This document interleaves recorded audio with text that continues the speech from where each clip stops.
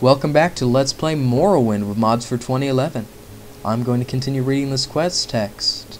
Yeah, where were we? Many are familiar with the two Nerevarine prophecies current among the Ashlanders called the Stranger and the Seven Vision. Yeah, Seven Vision, singular. We have two other prophecies, the Lost Prophecy and the Seven Curses. Oh, the Lost Prophecy is actually called the Lost Prophecy. That may offer additional insights into the riddles surrounding the coming of the Incarnate. Perhaps these are the lost prophecies that your friend Nabani Misa told you about. What is Kagranak's tools? Oh, we have also prepared a document for you called Kagranak's Tools. This document will explain to you and to others the terrible secret that the temple conceals about the true history of the Tribunal and the corrupt nature of their divine powers. It is to conceal this secret that the temple persecutes the Nerevarine and the dissident priests. This persecution must stop. We must be united against the true enemy, Dagoth, and if you are the Nerevarine, you must lead us against him.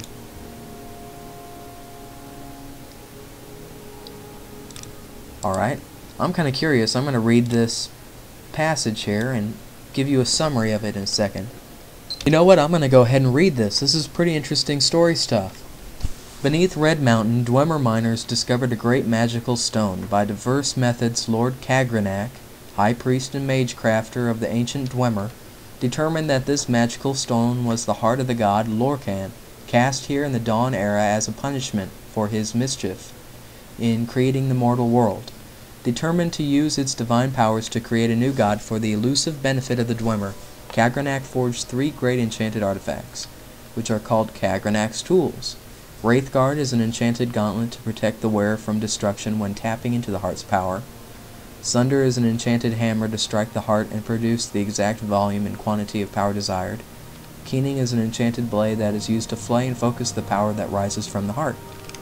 When Kagranak used these tools on the heart in the Battle of Red Mountain, no one knows what happened, but the Dwemer race disappeared entirely from the mortal world. Lord Nerevar and Lord Dagoth retrieved these tools and didn't know what to do with them.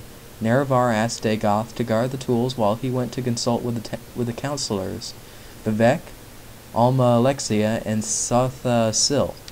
He left and spoke with the three counselors, and they decided to return together to Red Mountain to decide what to do. But while Nerevar was gone, Dagoth was tempted and confused by the powers of the tools. When Nerevar and his counselors arrived, he refused to give up the tools, claiming he had sworn to Nerevar to protect them. When Dagoth fought with Nerevar and the counselors, he was mortally wounded and driven off, and the tools were recovered. Then Nerevar and his counselors decided to take the tools for safekeeping.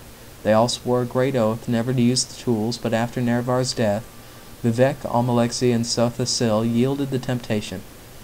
They took these tools themselves and went to Lorcan's heart buried deep within Red Mountain and gave themselves divine powers. But Dagoth had not died. We don't know what happened, but this is what we believe. His experiments with Kagranak's tools had joined him to the heart's divine nature in some way, so that he learned to draw power directly from the heart. We conjecture that Dagoth, driven by anger and greed, used the heart without caution and restraint, and as a result, he has become terribly powerful and terribly mad. But the Tribunal showed great care and restraint in use of the tools, and so they were not driven mad, and they did many good things. Nonetheless, the Tribunal, too, appear to have been corrupted by the heart's power, though more subtly. Kagranak's tools are cursed. Stealing power from the heart of a god is a terrible folly and fated to disaster. The Tribunal is losing its battle to control the power of the heart. They are sustained by the same tainted power that drives Dagoth mad. They grow weak and cannot protect us from Dagoth. But even if they could, would we be wise enough to worship gods such as these? They conceal the truth from us out of shame. They persecute the Nerevarine and the dissident priests out of shame, when they should be welcoming them and enlisting their aid against Dagoth. The Tribunal have done much good for Morrowind and the Dunmer, but they succumb to the temptation of Kagranak's tools, and through these tools once may have seemed the instruments of salvation, now they must be seen as instruments of doom. Alright, so that is really story revealing. I wonder if apparently it's the same Dagoth that's sending us messages now that was sending us, or that was there at the battle at Red Mountain. I wonder if it's the same one or if he's a reincarnate, just like we are.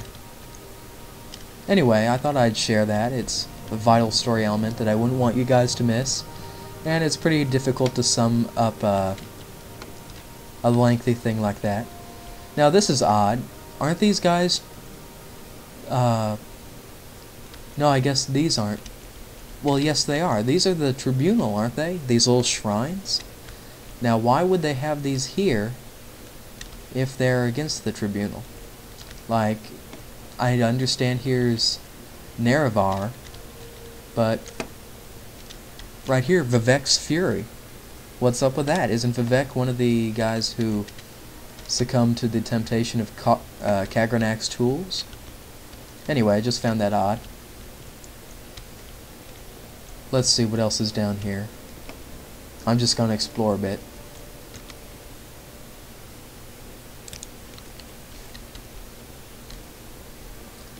Thought there might be a shop or something, but it doesn't appear that way. Barter.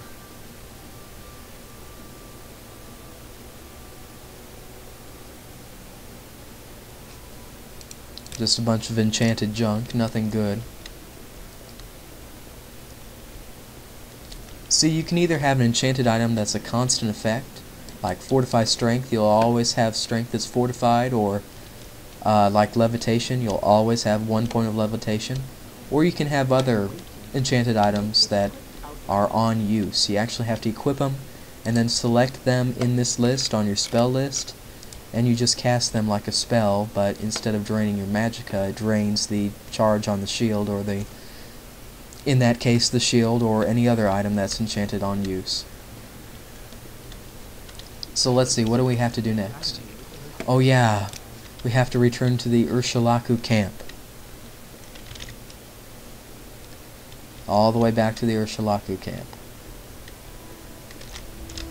Well, I might as well show me, let me kill this rat. Might as well show me going back to Ebonheart. From Ebonheart, I'll probably take the boat to, what is that town? Kuhl, if it's possible. And then from Kuhl, I'll have to swim over the little stone structure there to the Urshalaku camp. So it's a pretty lengthy journey. Travel back to Ebonheart. And can I travel anywhere else with this one? No, I can't. I know there's got to be boat travel. It's probably over there. I don't think I can jump over there.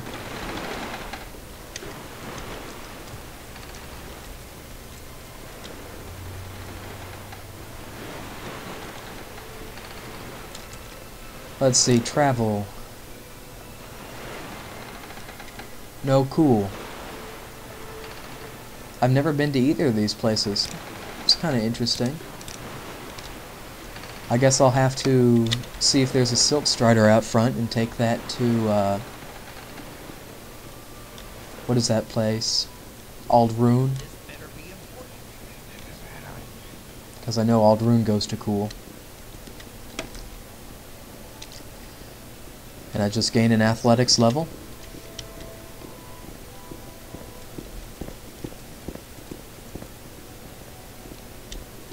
Anyway, I just have like a minute left in the video. I wanted to give you some good video of just towns at night in Morrowind.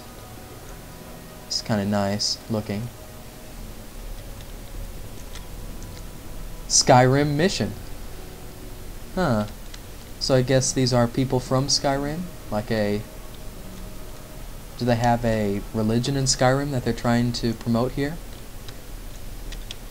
It's kind of interesting. Might have to go here, learn a bit more about Skyrim for the upcoming game on 11/11/11, which I know you all know about. And believe me, I'll do an LP of Skyrim when it comes out. That is my timer. I was going by the clock, so you probably didn't hear at that time. Thank you for watching Let's Play Morrowind. I'm JP Gamer. Tune back in and be sure to subscribe because I release multiple episodes every single night, so you always have something to come back to. See you guys.